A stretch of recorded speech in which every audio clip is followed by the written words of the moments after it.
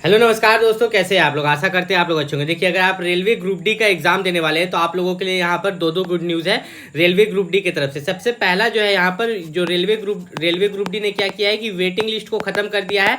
और दूसरा जो है, अब जनरल वालों को जो है यहाँ पर जनरल वाले कैंडिडेट जो है ना, यहाँ पर उन लोगों के लिए अच्छी खबर है, क्योंकि ओबीसी वाले और एससी एसटी वाले जो है जनरल का सीट अब नहीं ले पाएंगे। ठीक है, उनको अपना सीट पर ही फाइट करना है। ये नहीं कि वो जनरल से ज़्यादा नंबर ला लिए तो जनरल का सीट लेंगे।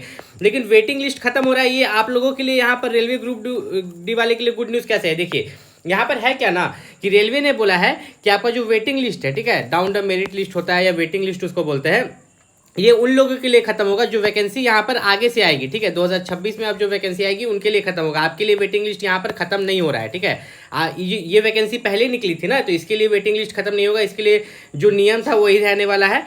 ठीक है, जैसे कि मान लीजिए कि अगर यहाँ पर 100 नंबर में से, ठीक है, 100 नंबर में से अगर जो है आपका कटअप जा रहा है 80, लेकिन आप ला रहे हैं 78, आप कितना ला रहे हैं 78, कटअप से 2 नंबर कम, तो आपको वेटिंग लिस्ट में रखा जाएगा। किस में रखा जाएगा? वेटिंग लिस्ट में। और मान लीजिए कि कोई बच्चा अगर जो है यहाँ पर 80 आपका कटअप गया था ना, तो कोई बच्चे जिसका 80 कटअप गया था वही जॉब छोड़ के जा रहा है या नौकरी नहीं लेना चाह रहा है, तो उसके जगह फिर आपको बुलाया जाएगा। ठीक है, तो ये चीज़ अभी रहेगा। आपका जो अभी ग्रुप डी का एग्जाम दोगे तो उसमें वेटिंग लिस्ट रहेगा, लेकिन आगे आने वाले जितने भी एग्जाम्स होने वाले हैं रेलवे में, उसमें वेटिंग लिस्ट जो है वो खत्म कर दिया जाएगा, मतलब पैनल बनाना खत्म कर दिया जाएगा। मैं आपको समझाता हूँ कि पैनल कैसे बनता है रेलवे ग्रुप डी में, जरा ध्यान से देखिएगा। मान के चलते हैं यहाँ पर कि आपका जो कटअप है, ठीक है, आपका जो कटअप है वो जाता है आपका यहाँ पर 80 मार्क्स। ठीक है, 80 मार्क्स कटअप जाता है। अब यहाँ पर रोहित है, रोहित नाम का बच्चा जो है वो लाता है 79। ठीक है, और यहाँ पर जो अभिषेक है, अभिषेक का यहाँ पर मान के चलते हैं कि वो लाता है यहाँ पर 78। ठीक है, और यहाँ पर एक रोहन है, और जो रोहन है वो 75 लाता है। कितना? 75।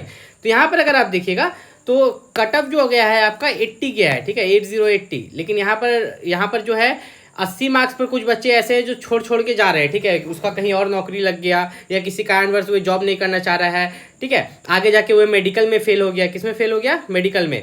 तो सबसे पहले जो बुलाया जाएगा रोहित जैसे बच्चों को जिनका 79 है, ठीक है, उनको बुलाया जाएगा। ठीक है, वेटिंग लिस्ट में रखा गया है इन लोगों को। किसमें? वेटिंग लिस्ट में। उसके बाद अभिषेक जैसे बच्चों को बुलाया जाएगा, फिर रोहन जो 75 लाया धीरे धीरे ऐसे करके उसे बुलाया जाएगा। तो ऐसे करके यहाँ पर वेटिंग लिस्ट क्लियर किया जाता है। और रेलवे ग्रुप डी की वैकेंसी में वेटिंग लिस्ट रहने वाली है, यही आप लोगों के लिए खुशखबरी है।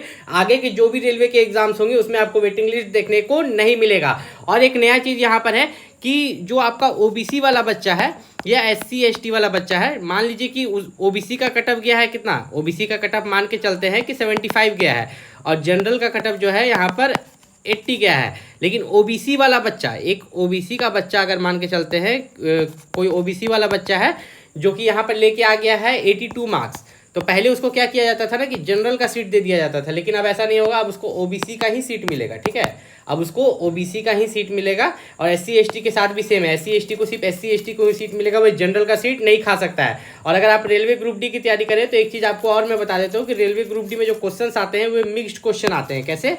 आपके मिक्स्ड क्वेश्चन आते हैं, मतलब कि मान लो कि पहला क्वेश्चन अगर जनरल साइंस से है तो दूसरा क्वेश्चन यहाँ मैथ से रहता है, तीसरा क्वेश्चन रीजनिंग से, चौथा क्वेश्चन यहाँ पर जनरल अवेयरनेस से, ऐसे करके मिक्स्ड क्वेश्चन आते हैं। इस चीज़ का खास ख्याल रखें। कोई भी दिक्कत हो नीचे कमेंट करके पूछ सकते हो। मिलते हैं अगले वीडियो में, तब तक के लिए नमस्कार।